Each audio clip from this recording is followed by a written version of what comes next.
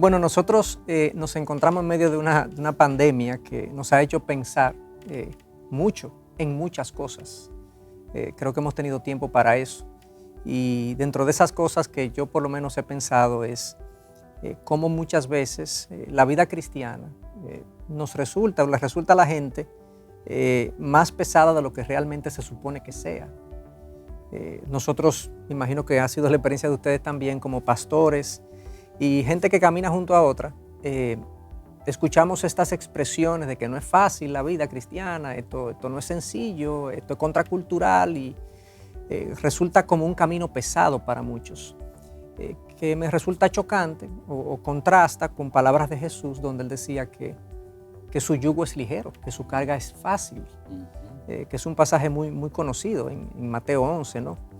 Sí, para ser más específico, en el capítulo 11, Jesucristo está hablando allí contra los fariseos y toda la ley y todo esto, y él entonces llega al verso 28, cuando dice, bien mencionas, vengan a mí todos los que están cansados y cargados, y yo les daré descanso. Tomen mi yugo sobre ustedes y aprendan de mí, que yo soy manso y humilde, y hallarán descanso para vuestras almas. Entonces hay una como conexión entre estar cerca de Cristo, aprender de Él, y la ligereza y el descanso de esa carga que tú mencionas. Bueno, como tú decías, Chacho, muchos cristianos en el salón de consejería, todos nosotros tres somos consejeros, hemos oído esto, que la vida cristiana no es fácil. Pastor, sí, yo sé que es así, pero que es difícil.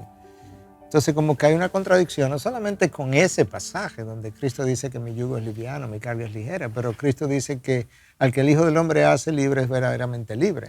Bueno, y entendemos por un lado que eso tiene que ver con la esclavitud del pecado, pero por otro lado, si yo voy a ser libre, pero la libertad es una cosa pesada, ¿qué tan libre verdaderamente yo soy? Entonces, también hay como un contraste con eso. Si vemos este pasaje, la misma cosa. Si leemos a Juan 10:10, yo vine para que tengan vida y la tengan en abundancia. Entonces, ¿cómo es que la vida cristiana es abundante, es en libertad, el yugo es liviano, pero a mí me resulta una pesadez? Sí, como si fuera cuesta arriba la vida. Exactamente. Entonces, algo no está bien. Y obviamente no es Cristo. Exactamente, y obviamente no es Cristo. Y probablemente no sea tan simple como una sola cosa. Entonces, yo creo que hay diferentes factores que juegan un rol en hacerme pesada la vida. Es como si hubieran amarras, sogas en el camino, en la que yo me enredo, que no me hacen caminar ligeramente. Claro, ¿no? Y de hecho, cuando, como tú decías, hay un problema definitivamente cuando la vida que se supone, según Cristo, es ligera, una vida de libertad y abundante, resulta difícil y cuesta arriba. Hay un problema en nosotros, en el sujeto que lo dice, porque Dios es que está diciendo, por otro lado, que la vida se supone cristiana. Ser discípulo de Cristo es algo que genera abundancia en el alma.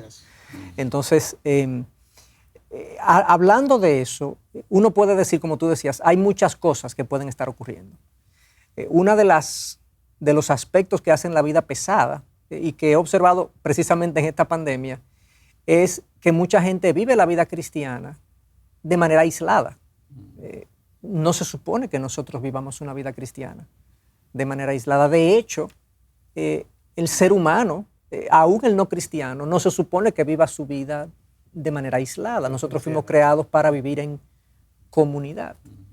Entonces, muchos cristianos hemos adoptado un estilo de vida y una concepción de la vida que es individualista, egocéntrica. Yo hago las cosas cuando me hacen sentir bien, porque me hacen sentir bien. La persona que no me hace sentir bien, yo lo alejo de mi vida. O sea, ¿cómo ustedes han visto eso también? Esa tendencia al aislamiento.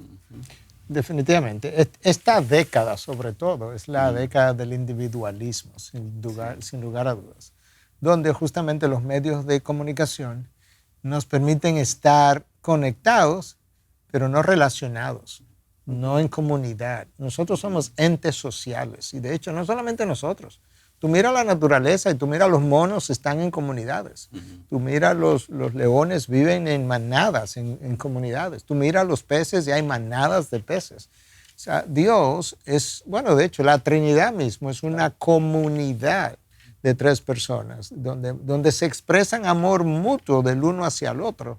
Y así fuimos nosotros creados. De manera que yo creo que eso es parte de la naturaleza caída, la naturaleza pecaminosa que me hace egoísta, me hace orgulloso, me hace autosuficiente. Me lo creo, porque no lo puedo ser. Me creo autosuficiente. En mi rebelión yo no te necesito. En mi rebelión, tú sabes, si tú no estás conmigo, yo mejor vivo solo. Yo vivo más tranquilo solo, mucho más tranquilo. De que yo interactúo contigo es un problema. Bueno, pero Dios nos diseñó así. Entonces, yo creo que tenemos que hablar de eso, porque justamente ahí está gran parte del problema. ¿Tú no piensas? Sí, sabes que me hiciste recordar una historia que leí acerca de un misionero que iba a ministrar a Nueva Guinea, Papúa Nueva Guinea. Y él, mientras estaba allá, pidió la dirección para llegar a un lugar. Pero como sabemos, en esos lugares la comunidad es muy importante. Todo está centrado en la comunidad, en la familia, en el conjunto de personas que viven alrededor. Y cuando el misionero pregunta, ¿cómo puedo llegar allá de la mejor forma? La persona de Nueva Guinea le responde, bueno, hay varias formas de llegar allá. Tú puedes irte por la costa, donde vas a saludar a un anciano que luchó en la Segunda Guerra Mundial y puedes hablar acerca de eso con él. Puedes irte por en medio de la selva y allí vas a saludar a mi familia. Allí vive un tío mío que seguro te va a hablar de mí cuando yo era niño. Y así le mencionó 3 opciones o 4. Y el misionero se estaba desesperado, o sea, diciendo, yo lo que quiero es saber cómo voy a llegar allá rápido y eficientemente. Pero él cae en cuenta de que, es que mi mentalidad de individualista, de eficiencia, de lograr mi objetivo y ya, me hace olvidar la comunidad, me hace olvidar al otro que me rodea. Y eso muchas veces es lo que está pasando hoy en día.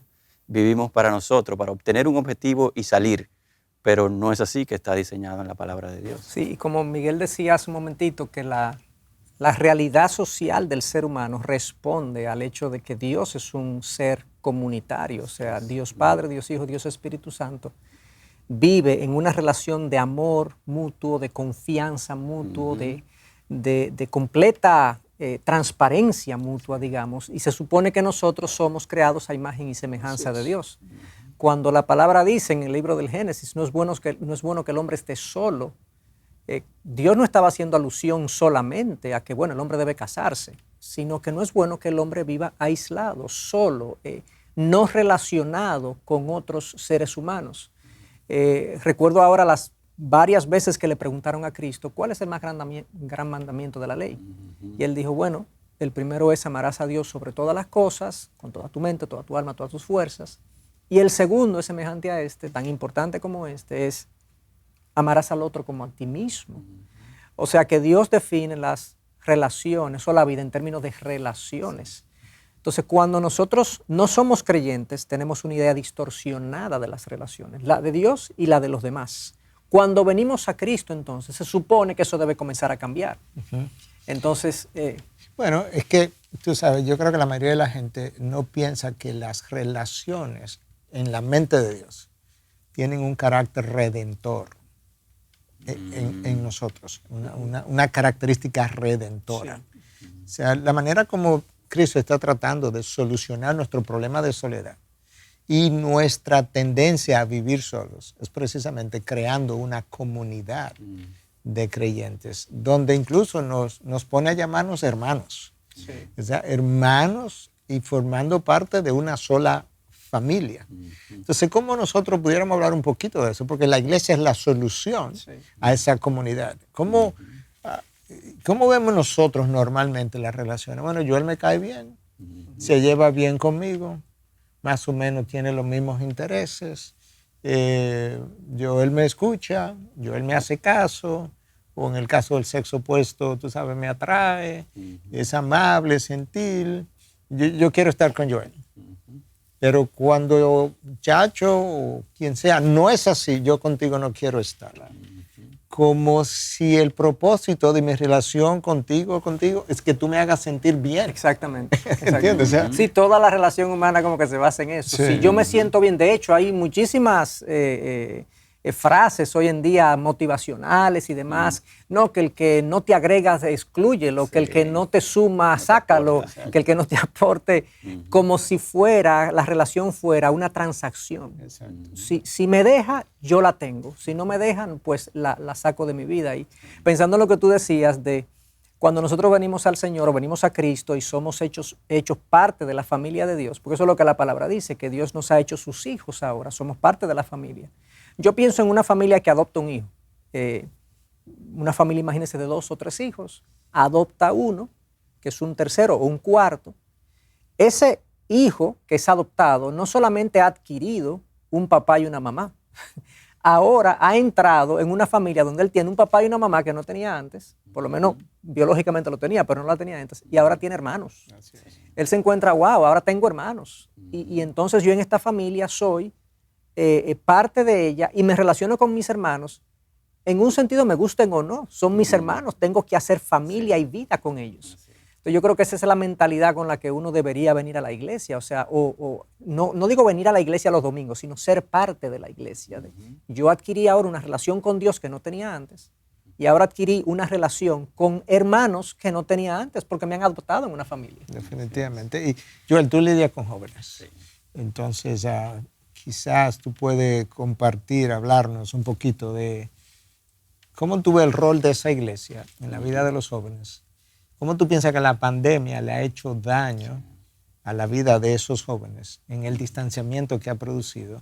Para que podamos entender un poco lo que la palabra dice en Hebreos 10:25, que no dejemos de congregarnos, como algunos tienen el hábito de hacer. O sea, que era un problema incluso hace 2000 años. Ese individualismo se ha acentuado, pero ya era un problema. Entonces, háblanos un poquito de tu experiencia con los jóvenes en esta pandemia. Sí, si pudiéramos revisar como la agenda del día de un joven actualmente dentro de la pandemia, podemos ver que tienen que desde la mañana conectarse a una pantalla para recibir instrucción, clases, en fin, cualquier capacitación que estén teniendo ahora en la etapa donde están. Después de allí, lo normal era que algunos de ellos o iban a algún parque a jugar, a practicar algún deporte, iban a visitar a un amigo, pero ahora no es la realidad. Esto le ha llevado a conectarse otra vez a la pantalla y tener videojuegos con amigos en la distancia o llamadas de ese tipo. Y a la vez finaliza el día, tal vez con alguna reunión de la iglesia también, o otra reunión familiar en la misma pantalla, pero sin salir. Entonces, este joven, antes de la pandemia, ya tenía tentación, como bien dices, de vivir solo, de vivir solamente o en su grupito o haciendo solamente lo que le gusta. Pero ahora con la pandemia se ha reforzado el hecho de tomar decisiones y vivir un día a día solitario.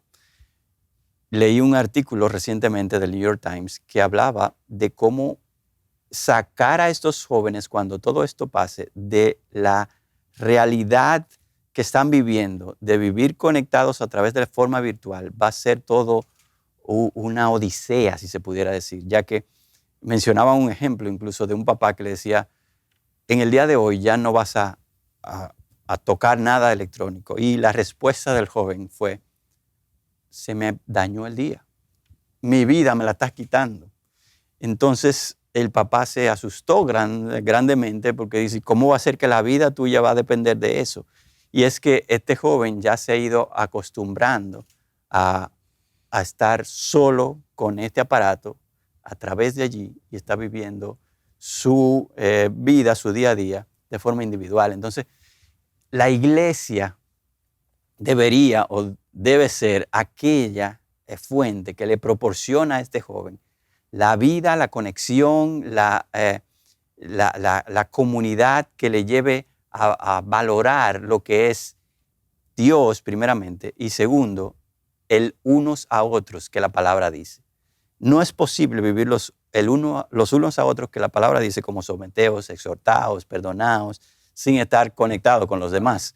Entonces, los jóvenes tienen el gran reto de conscientemente entender de que tu vida no es eso, sino que está rodeada de tu familia y segundo, de la comunidad que Dios te ha puesto como Bueno, y cuerpo. los unos a otros de que tú hablabas, está ahí precisamente porque Cristo entiende que en el roce, en el perdonar, en ayudarnos, en someternos, hay algo que se está produciendo en mí. Una de las frases en uno de los libros de Paul Tripp, para aquellos que no le conocen, un pastor, consejero por muchos años, un hombre con mucho entendimiento de la naturaleza caída del hombre, incluyendo la propia de él. Él hablaba de cómo, mientras el pecado permanezca en mí, aparte de la gracia restrictiva de Dios que me está tratando de sostener para que yo no me vaya en una dirección, y de la comunidad de rescate que es el cuerpo de Cristo, aparte de esas dos cosas, la gracia de Dios y la comunidad de rescate, yo permanezco siendo un peligro para mí mismo. O sea, ustedes tienen que velar por mí, yo por ustedes, precisamente porque hay una realidad en mi interior de la cual yo no me puedo despegar. Y es que hay pecado en mí, hay debilidades en mí, hay atracciones en mí, hay deseos que yo tengo, hay pasiones que se levantan en nosotros. Y yo tengo, y tú tienes, áreas oscuras. O sea, nadie tiene, como decíamos ayer en el servicio del domingo, nadie tiene visión 20-20. Espiritualmente hablando. Entonces, todos tenemos áreas oscuras que ustedes ven claramente, que yo no las veo, porque están escondidas dentro de mí, pero desde allá ustedes sí las ven. No, tú has entrado precisamente, yo iba a hacer una pregunta, como traerla a la consideración, y ya creo que comenzaste a responderla, y era el hecho de que la pandemia que nos ha separado, y eso es una realidad. Por otro lado, la generación individualista y egocéntrica, que ya era una realidad antes de la pandemia, ha creado, esas dos cosas sumadas crean todavía más aislamiento. O sea, ¿cómo nosotros podemos, a la luz de ese egocentrismo y ese ensimismamiento en la que vive nuestra generación y de la pandemia que nos ha separado, cómo podemos nosotros estimular, hacerle ver a nuestros hermanos y los que puedan escuchar esta conversación, que la comunidad no es solamente algo deseable? Ojalá tú puedas tener relaciones cercanas. No, es algo absolutamente indispensable para la vida espiritual. Miguel comenzaba diciendo y mencionaba el efecto que tiene la comunidad en mi santificación. Mi pecado me hace necesitar a otros que lo vean y que lo confronten.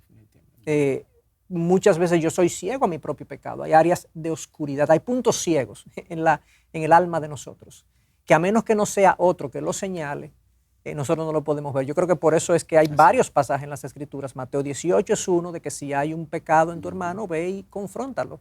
Gálatas 6:1 dice que si vemos a alguien pecando también, nosotros que somos espirituales o los que son espirituales vayan y lo confronten y lo restauren. Entonces, ese es un primer beneficio. Quizá podemos ahondar un poco más, pero yo he visto eso en mi propia vida y he visto eso en la vida de los demás. Como pastor, la consejería se trata de eso. Muchas veces nosotros recibimos el testimonio de la gente. Me está pasando esto, me está pasando eso, y uno le comienza a mencionar cosas y la gente a veces nos dice, wow, yo no había visto eso de esa manera. Yo no me había visto así de esa manera. O sea, hablemos un poquito de eso. O sea, las relaciones, como tú mencionaste el concepto de instrumentos redentores necesarios para crecer en nuestra vida. Hay una parte de esa redención que yo creo que la más fuerte, ¿verdad?, para llevarnos a ser como Cristo es esa de santificación. Que otros puedan verme y otros puedan animarme a ser como Él y yo pueda corregir ese caminar. Obviamente eso requiere del fruto del Espíritu en mí para yo ser humilde, para yo realmente aceptar que es en amor que este hermano me está diciendo esas cosas. Y aquí viene como uno de los aspectos también como obvios, de esta comunidad que me lleva a la redención, y es este canal del amor de Dios y aceptación que yo necesito como ser humano. La palabra habla dentro de esos unos a otros, de aceptaos los unos a los otros, que cuando yo sea débil, el otro pueda aceptarme y apoyarme y caminar conmigo, aunque yo haya fallado. Eso se da en la comunidad cristiana. Cuando yo no cumpla con los parámetros, diría, del mundo en cuanto a belleza, en cuanto a incluso personas discapacitadas en medio nuestro sean aceptados, desempeños. En fin, esta comunidad debe ser esa que acepte, que ame. Incluso la palabra misma dice que nosotros seremos llamados sus discípulos cuando realmente ese amor el uno por los otros se muestre y se manifieste. Entonces, ese es otro canal de redención que muestra la gracia, la misericordia, el perdón de Dios de una forma manifiesta en la comunidad. Y algo que yo, pero no sé si todavía ha terminado. Sí, en cuanto a esa parte. Sí. Okay. Algo que también es importante que el individuo entienda, que el creyente entienda, es que la iglesia no es perfecta. Entonces tú ves gente que se aleja de la iglesia, no porque en la iglesia me hicieron, no, como si la iglesia fuera un agente, no porque en la iglesia me trataron. Y yo recuerdo esta frase de una persona que decía ser cristiana, pero entendemos que no tenía una fe salvífica, un presidente de Estados Unidos, John F. Kennedy, que en uno de sus famosos discursos dijo: no preguntes lo que el país puede hacer por ti, sino lo que tú puedes hacer por el país. Imagínate que todo el mundo es una persona que no está pensando cristianamente y que tampoco está pensando en una iglesia por la cual Cristo dio su sangre. Y tiene el desprendimiento o la iluminación, por lo menos mental, de decir, es que no se trata de que el país me ayude, se trata de yo ayudar al país. Entonces imagínate que los miembros de una iglesia digan, no, que no se trata de qué es lo que la iglesia va a hacer por mí, sino lo que yo voy a hacer por la iglesia. Pero resulta que cuando yo vengo a la iglesia a hacer algo por la iglesia, es hacer algo por ustedes, porque ustedes son la iglesia. Entonces cuando tú vienes a la iglesia a hacer algo por la iglesia, hacer algo por mí, porque yo soy la iglesia. La iglesia es un grupo de personas redimidas, perdonadas por Cristo, y cuando tú vienes a ver, lo que estamos haciendo es ayudándonos, enriqueciéndonos, animándonos, estimulándonos unos a otros precisamente a llevar esta vida que de repente el yugo no es tan pesado. De hecho, quiero venir a la iglesia porque quiero ver a Chacho y preguntarle algo, o quiero comentarle algo de mis hijos o a Joel, y de repente hablo contigo en un pasillo y tú me das un consejo rápido, me voy a la casa y de ahí tú me dices, mira, llámame esta semana para que hablemos de eso. Y yo me voy como... Y eso es parte de lo que Cristo está hablando. Él diseñó una serie de medios de gracia, que no es solamente la oración y la lectura de la Biblia y la meditación. No, su iglesia es uno de sus medios de gracia. Para crecer, para sanar, para fortalecerme, para levantarme. Ahorita tú hablabas de que hay pecado en mí, alguien tiene que confrontarme, pero también alguien tiene que restaurarme. Tú lo mencionaste en Gálatas 6:1. Cuando yo me caigo, cuando yo tropiezo, alguien tiene que levantarme. Sí, porque de hecho quería hacer mención de en una ocasión que una oveja de la iglesia que tenía ya un tiempo entre nosotros, hace años de esto, me menciona que ella no se sentía bien en la iglesia, de hecho se quería ir porque ella entendía que la iglesia era muy fría, muy distante, y yo entonces en ese momento yo no tenía manera de defender, por así decirlo, la iglesia, o sea, el grupo de personas que nos reunimos aquí, sino que yo tenía que validar que ella se había sentido así. Yo le decía, bueno, lo siento mucho, qué pena que tú te sientas así, pero se me ocurrió decirle, ¿cuánto tiempo tú tienes entre nosotros aproximadamente? Y yo recuerdo que ella me dijo, bueno, como 3 años. Digo yo, bueno, pero ya yo creo que ya tú no puedes sentirte como la iglesia y yo. Yo creo que si nosotros somos fríos, ven, caliéntanos. Ven a nosotros y enséñanos a amar y enséñanos a ser más afectuosos. Y yo no te puedo negar que tú te hayas sentido de esa manera. Ahora, lo que no creo es que esa sea la solución. La solución es que tú nos enseñes también y podamos aprender de ti un calor humano que tú dices que no has sentido. Y es como tú decías, que realmente la iglesia no son ellos y nosotros, soy yo que soy parte de la iglesia. Y tenemos que entender que nosotros somos parte de los instrumentos de Dios en sus manos para bendecir a otros. Entonces, la iglesia, como decíamos al principio, nos confronta, nos ayuda a crecer. Tú mencionabas el aspecto del amor de Dios. Y Pablo en Efesios 3 tiene un pasaje que mucha gente conoce donde Pablo ora, es una oración de Pablo en favor de los efesios, diciendo, bueno, yo oro porque puedan conocer el amor, la profundidad, la longitud, la altura, la anchura del amor de Dios, junto con todos los santos. Y es como si él hiciera alusión que el entendimiento de todas estas dimensiones del amor de Dios es conjuntamente con todos los santos. Y yo creo que es así. De hecho, la carta a los Efesios es como la carta a la iglesia o de la iglesia. Es como si Dios no quisiera que esto se quedara en teoría. El amor mío se va a experimentar y es con todos los santos, en el trato, en el roce que mencionaba Miguel. Es en la vida diaria, en las relaciones que vas a tener con ellos. Exacto. Y hay cosas que Dios hace en ti, que cuando tú las reportas o las testificas, yo digo, wow, qué Dios. No tiene Joel, qué Dios tenemos. Y eso nos estimula, porque no es solamente la parte de la confrontación, es la parte del estímulo a nosotros conocer más a Dios, amar más a Dios. Yo he sido altamente edificado por testimonio de hermanos que me han contado o nos han contado como iglesia cosas que Dios ha hecho en sus vidas. Y yo he visto a Dios actuar de maneras que yo no lo he visto en mi vida, porque Dios no hace de todo conmigo, sino que lo hace en la comunidad de creyentes. Bueno, yo pudiera decir, en un sentido obviamente, porque al final Dios es la explicación de todo, ¿verdad? Pero yo pudiera decir que yo vine a Santo Domingo a plantar una iglesia fruto de algo que yo vi en una pareja de misioneros que contó lo que Dios había hecho. Y es así de sencillo. Ellos se casan, recién casados, determinaron que ellos ya se iban al campo misionero.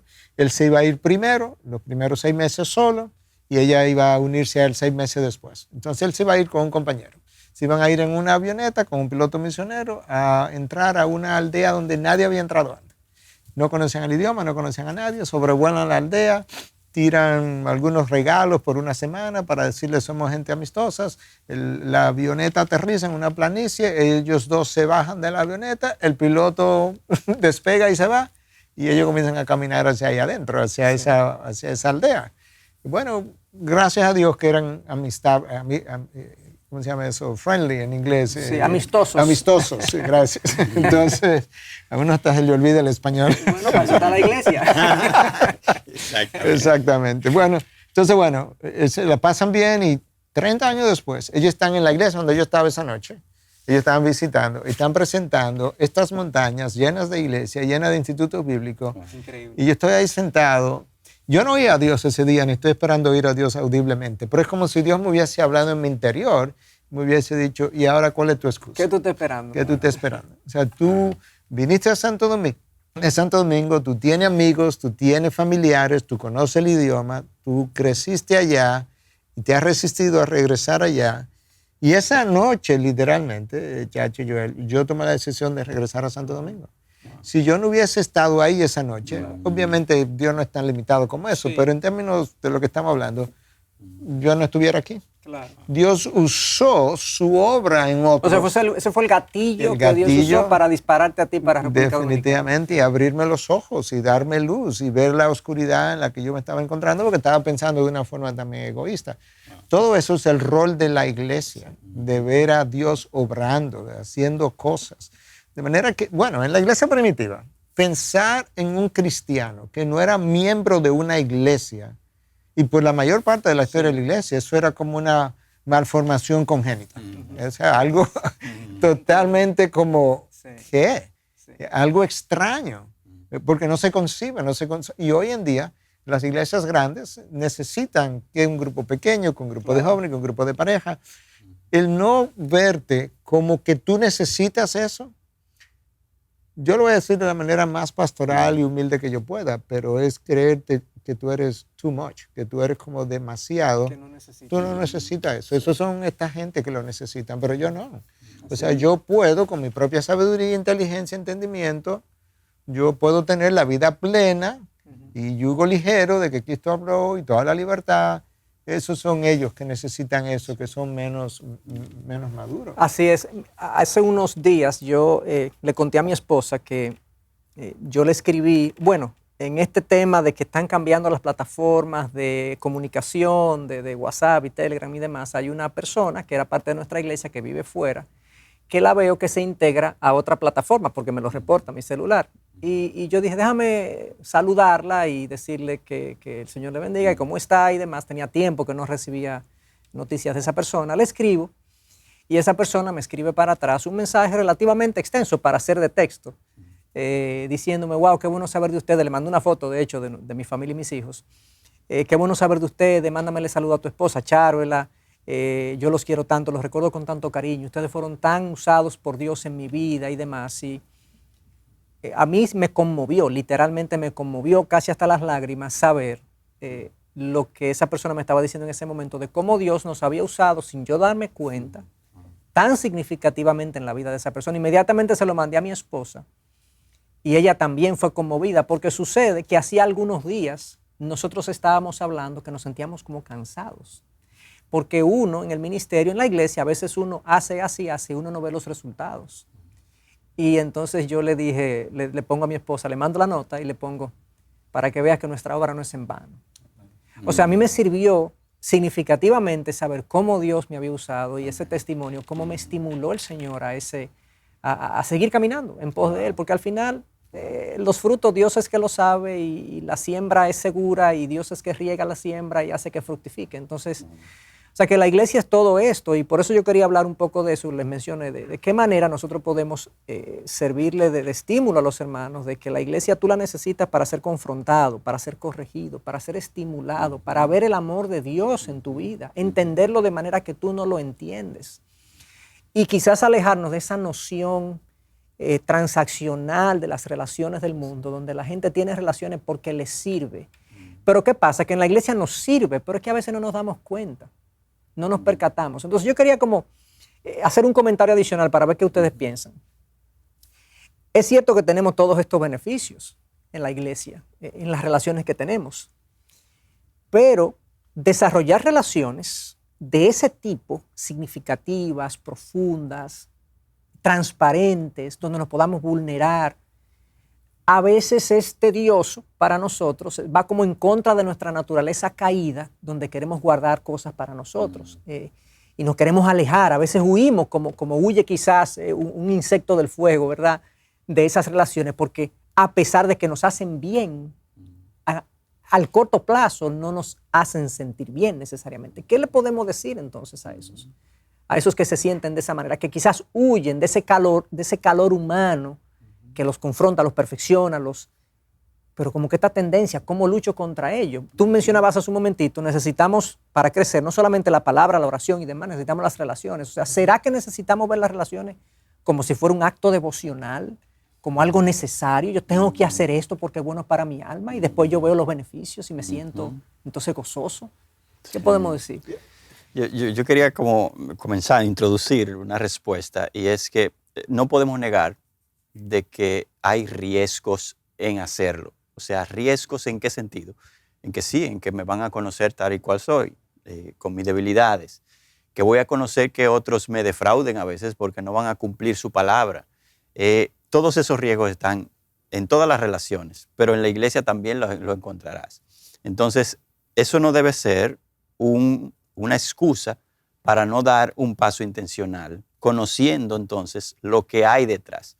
Ninguno de nosotros, para cosas que nos dan beneficio o que nos dan vida, vemos los riesgos y nos quedamos allí, sino que tomamos decisiones y vamos por arriba de los riesgos. Entonces eso es lo mismo con la iglesia. Vamos a encontrar... es como una vacuna con efectos secundarios. Exactamente. Hay que ponérsela. Te va a dar fiebre, te va a incomodar, te va a doler, pero Exacto. te va a dar vida. Entonces eso quería como introducir esa realidad. Yo creo que muchas de las cosas que hacemos o por qué no las hacemos dependen de mi definición de mi objetivo. Por ejemplo, yo quiero sentirme mejor o yo quiero ser una persona mejor. Porque si yo quiero sentirme mejor, yo pudiera a veces elegir la soledad, a veces elegir gente que está de acuerdo siempre conmigo. Yo pudiera elegir gente que son de mi propia personalidad, mis propios gustos, y me siento mejor. Pero si eso no va a contribuir a yo ser mejor, yo estoy viviendo un despropósito a la luz de lo que Dios se propuso conmigo. Porque la palabra de Dios dice que Dios nos creó para hacernos hechos conforme a la imagen de su Hijo. Yo no puedo, no es que es difícil, no, yo no puedo ser hecho conforme a la imagen de su Hijo, aparte de las relaciones. Ustedes son y yo soy parte del martillo y el cincel que Dios usa, y todas mis relaciones, y las relaciones con nuestras esposas y con nuestros hijos son parte del martillo y el cincel que Dios usa para quitar de nosotros todo aquello que no luce como su Hijo. Somos celosos, somos envidiosos, somos controladores, somos orgullosos, somos autocentrados, somos egoístas, somos agarrados. Y tú sabes que Dios comienza a darte relaciones que empujan hasta el límite incluso todas esas áreas en mí caídas, pero que es la única manera de Él en la vida real llevarte a la posición, a la imagen para la cual tú fuiste creado y eventualmente redimido. No hay otra forma. O sea, la teología no lo hace. Leer Biblia no lo hace. Si fuera así, que leer la Biblia solo lo va a hacer, no necesito una comunidad cristiana. Dios no hubiese creado grandes lectores con grandes capacidades de memoria y con gran deseo para leer. No nos creó así. Nos creó con gran deseo para relacionarme. El problema es que no me gustan las relaciones que Dios trae a mi vida, porque tú sabes, yo quiero que sean relaciones que yo busco, que yo encuentro. Y Dios dice, no, yo te voy a llevar las relaciones que tú necesitas.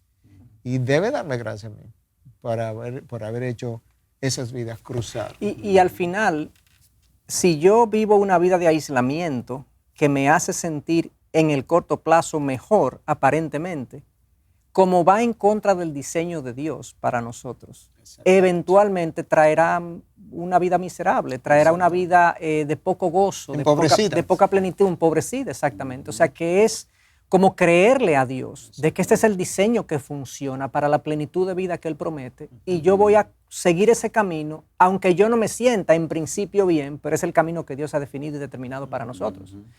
Entonces, visto eso, yo quería hacer referencia a un par de cosas que tú mencionaste a este autor hace un momentito, Paul David Tripp, que él tiene muchos libros de consejería y de temas pastorales y eso.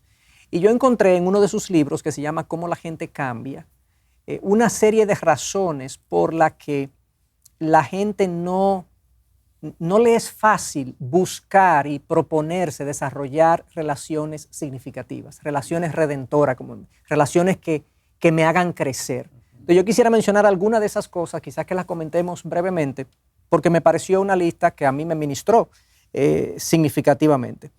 Bueno, lo primero es, yo creo que comentándolas también vamos a dar automáticamente algunas recomendaciones de cómo nosotros ir en contra de nuestra tendencia a aislarnos.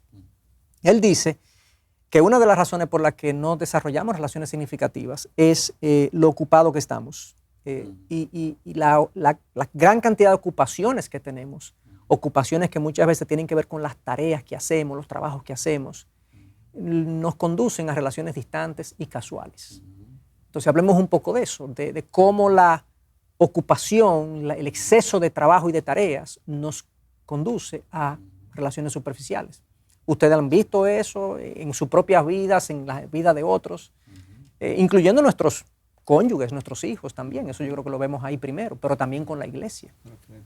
Sí, claro. El llenar, ¿verdad?, el horario de ocupaciones puede ser algo que demanda realmente mi tiempo, ya sea de mi profesión, en mi casa o en muchos lugares, pero muchas veces es porque también puedo sentirme cómodo allí. O sea, no tengo estos roces que tú y yo mencionamos, y Miguel, con otros. Y entonces me lleno de actividades, y cuando tengo que relacionarme con otros solamente es por temas de ocupación o temas que me dan algún interés o beneficio. Entonces eso me lleva a relaciones en casa, en el trabajo, en la misma iglesia, que son simplemente de cómo estás, todo bien, y me quedo allí. Pero el profundizar en cualquier tipo de esas relaciones va a requerir el que yo vaya soltando algunas de estas otras cosas que tengo para realmente dedicarle tiempo a esta persona. El salir a almorzar con alguien, el visitarlo a su casa, el desarrollar una amistad. Hacer una llamada para el cumpleaños. Ir realmente a momentos memorables de su vida y estar ahí presente.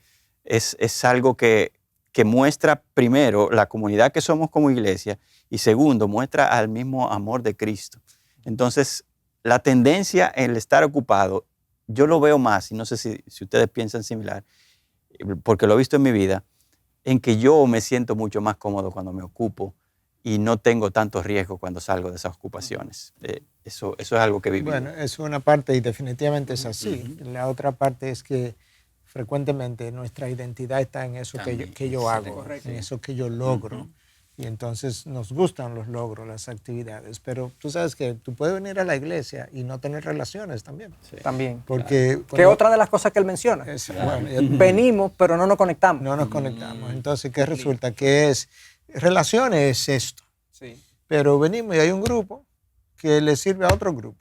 Pero este grupo está como disparando para aquel grupo. Claro. Pero nosotros no nos estamos conectando, no estamos haciendo relaciones profundas, no estamos sabiendo de la vida del otro, no estamos saliendo quizá 2, 4, 6, 8 de nosotros simplemente, sino que yo soy un profesor de escuela dominical y le doy clase a, qué sé yo, 20 niños o 20 adultos o 40 o 50 o 100 y yo me siento bien haciendo eso. Cada cual se terminó, se para de su silla y se va para su casa. Bueno, esa no es la iglesia, por lo menos ese no es el diseño de la iglesia. Es una iglesia, pero es una iglesia disfuncional. Claro. Porque esa fue la manera como Cristo concibió su cuerpo precisamente. Es para que sea como un entramado y que entonces en ese entramado se produzca lo que Él entiende que debe producirse. Tú miras las cartas del Nuevo Testamento y tú encuentras a un Pablo pidiéndole a alguien en la iglesia de Filipo que intercediera porque Vodia y Sínteque no se ponían de acuerdo, dos hermanas que habían sido dos colaboradoras de Pablo. A alguien que intervenga y es como que yo diga, mira, alguien que ayude a Chacho. Métanse en la vida de ellas. Exactamente, es una buena frase. Métanse en la vida de Chacho y Joel, que esa gente no están irreconciliados, no se hablan, se miran de lejos. Después que trabajaron juntas conmigo, que trabajaron mano a mano conmigo, y ahora digo que no se hablan, ahora o que se tratan de lejito. No, entonces alguien va a tener que hacer eso. Esa es la vida. Hay algunos detalles prácticos de lo que tú mencionas que nosotros vamos a tener que cambiar en nuestra vida, en nuestra interacción con la iglesia. Por ejemplo, tú mencionaste la gente que termina el servicio, sale inmediatamente. Bueno, quizás sería bueno llegar un poco antes, irnos un poco después, acercarnos a los hermanos, hacer preguntas. Recuerdo que recientemente entre nosotros circulamos un listado de preguntas de introspección o preguntas de conexión, por así decirlo, de cómo yo puedo, con un grupo de preguntas a mi hermano, decirle cómo estás tú, cómo te sientes, cómo está tu familia, cómo están tus hijos, te sientes tranquilo, cosas que nos permitan conectarnos, ¿no? Sí, preguntas metiches. O sea, yo me voy a meter en tu vida, yo tengo que darte permiso para eso. O sea, este miedo, este temor, este camuflaje, eso a mí no me ayuda. Yo tengo que darte permiso y ser transparente para que tú vengas y sea parte de mi vida. Claro. Y tú debes venir con buenas intenciones, obviamente, pero sabes que también eres un hombre caído y no siempre va a tener las mejores de las mejores intenciones. Claro. Pero Dios usa eso también. Claro. Dios usa el que Joel vino, no con las mejores intenciones, pero vino y Dios va a usar incluso esa medio disfunción en ti para hacer algo en mí. Y yo creo que eso es... Hay otro aspecto que él menciona, que es que muchas veces nuestras amistades, relaciones, están basadas en el entretenimiento y en las actividades que me hacen sentir bien, por así decirlo, pero no en relaciones. Entonces, nos juntamos con gente por horas, hablamos de muchísimas cosas que nos gustan, que son intereses comunes, a veces es un deporte, a veces es la política, a veces es cosas, vinos o cosas de comidas o cosas de viajes y demás, pero realmente no ha habido ninguna conexión personal, no hay un interés mutuo en conocer la vida del otro. Y lamentablemente, yo he sido testigo de eso, yo he sufrido de eso en mi vida y como que no quiere decir que cada conversación que yo tenga con un conocido no pueda también hablar de un deporte común y demás, pero donde no se puede quedar ahí la relación, ¿no? Definitivamente. Tenemos que ir más allá. Sí, porque sería muy superficial. Algo donde tú nunca conoces nada de mí, ni yo de ti. Eso es una relación, pero es una relación a un nivel. Yo creo que uno de los problemas, y no sé si después de eso tú quieras decir algo, Joel, pero uno de los problemas es que nosotros, hablamos eso entre nosotros con el equipo en uno de los devocionales recientemente, no entendemos el concepto hebreo de lo que es la amistad. Eso es algo... Un amigo es alguien que tú conoces para Occidente. Tú conoces a Joel. Sí, él es mi amigo. ¿Cuándo fue el última que tú hablaste con él? Bueno, yo en realidad tengo como 3 años que no hablo con él. Bueno, no se concibe que realmente eso ocurra en una verdadera relación de amistad. Y donde yo comencé a ver eso, primero lo comencé a ver en mi propia casa con mi papá. La verdad que el concepto que mi papá tenía de amigos era algo extraordinario. En una ocasión, hablando de una persona X, alguien le decía a mi papá, mis hermanos mayores decían, papá, fulano no es amigo de nadie, ese no es tu amigo. Y me parece, yo nunca he dicho que él es mi amigo, yo he dicho que yo soy su amigo. O sea, eso fue donde yo primero vi ese concepto. Luego en la Biblia yo encuentro cuando Cristo dice, mira, ya yo no le llamo a ustedes siervos, sino amigos. Después yo veo que Abraham es llamado el amigo. Porque dice, porque el siervo no sabe lo que hace su señor. Exactamente. Pero los amigos sí. Los amigos sí. Saben. O sea, es un buen complemento ahí. Sí. Los amigos saben en qué tú estás, lo que otros están haciendo. Y yo le estoy dejando saber en qué yo estoy. Ustedes son mis amigos. Para mí, el concepto más alto de relación, muchas veces no es ni siquiera el padre-hijo, como a veces pensamos. Porque cuando tú tienes un padre con hijos o madre, y no son amigos, que sabemos que eso se da, ¿qué es lo que tienen? Claro. Una unión biológica. Lo que hace esa relación especial es cuando un hijo o una hija dice, mi mamá es mi amiga. Claro. O mi papá dice, mi papá es mi amigo. El hijo dice, mi papá es mi amigo. Para mí, nosotros necesitamos como reganar o cultivar la idea. Libros se han escrito, de hecho, acerca del concepto hebreo de la amistad. Y tú tienes ahí el ejemplo de Jonathan y David en la Biblia. Es otra cosa completamente. Abraham con Dios. Y Abraham con Dios, completamente diferente. El mismo Jesús con sus discípulos, que tú hiciste referencia. Pero a la luz de todo lo que hemos hablado, de hecho, hay algunas otras cosas que por razones de tiempo quizá no vamos a poder entrar en ellas. Pero yo quisiera concluir con un comentario final de todo lo que hemos hablado, que aplaude la relación, la cercanía, la intimidad, del hecho de apreciar las relaciones, no solamente aquellas que me hacen sentir bien, sino las que me hacen mejor. En medio de esta pandemia, una vez las cosas comiencen a normalizarse, deberíamos estimular a los hermanos a que busquemos con ansiedad y digamos, y entusiasmo relaciones más cercanas. Estimularlos a ellos a buscar este tipo de relaciones que lamentablemente han sufrido fruto de la pandemia, pero recomendarle a los hermanos, sugerirle, aconsejarles, no se dejen llevar por la tendencia egoísta, egocéntrica, pecaminosa del aislamiento y decir, bueno, yo estoy mejor así porque ya yo en la virtualidad, yo escucho mi sermón y yo no tengo ya que darle explicación a nadie ni relacionarme con nadie, lo cual sería un modelo contrario a lo que la palabra dice que debe ser la iglesia. ¿Qué podemos decir al respecto?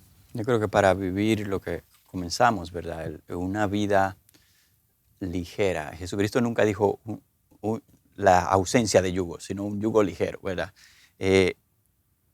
La única forma es pudiendo tener un día a día con un cuerpo que también tiene el mismo objetivo. Yo tengo que ser sincero, en esta pandemia yo mismo me he sentido a veces desanimado, yo mismo me he sentido a veces, oye, tengo que ir allá, tal vez si me conecto no tengo que viajar hasta allá y reunirme con toda esa gente. Pero cuando lo he hecho, he recibido lo que la Biblia dice: estímulo, apoyo, amor, gracia, santificación, enseñanza. Y eso es lo que nosotros tenemos que tener pendiente ahora que estamos en la pandemia y que si Dios permite que baje todo esto, podamos ver no lo que sentimos, sino lo que Él revela. Y nosotros creamos en eso y podamos vivirlo entonces. Bueno, yo creo que como tú mencionaste, todos nosotros tenemos cosas que hacer, vamos a tener que ir terminando, sí.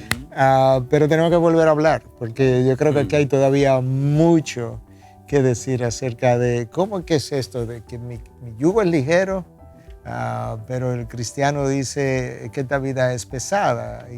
Y Cristo dice, no, mis mandamientos no son gravosos. Lo dice Juan en el Nuevo Testamento y lo dice Moisés en el Deuteronomio. Lo dijo Dios, pero a través de... No son gravosos. Entonces, necesitamos otra conversación para hablar de esto. Claro, totalmente. Hay varios temas que hacen que esa sea una realidad para muchos, que a pesar de que la carga según Cristo es ligera, para muchos resulte pesado. Yo creo que este es un aspecto del que hemos hablado hoy, el tema del aislamiento y la soledad en la que mucha gente vive su vida cristiana, hace que su carga pese más. Definitivamente. La carga solo. Claro, así que hagamos un compromiso, regresamos. Claro.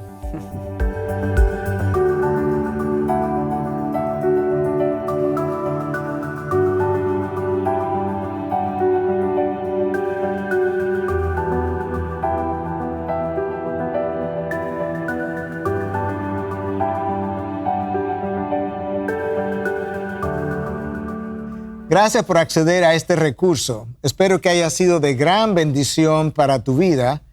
Te sugiero que te suscribas a este canal de forma que tú puedas recibir notificación la próxima vez que hayamos subido un nuevo recurso que pueda servirte de instrucción y bendición.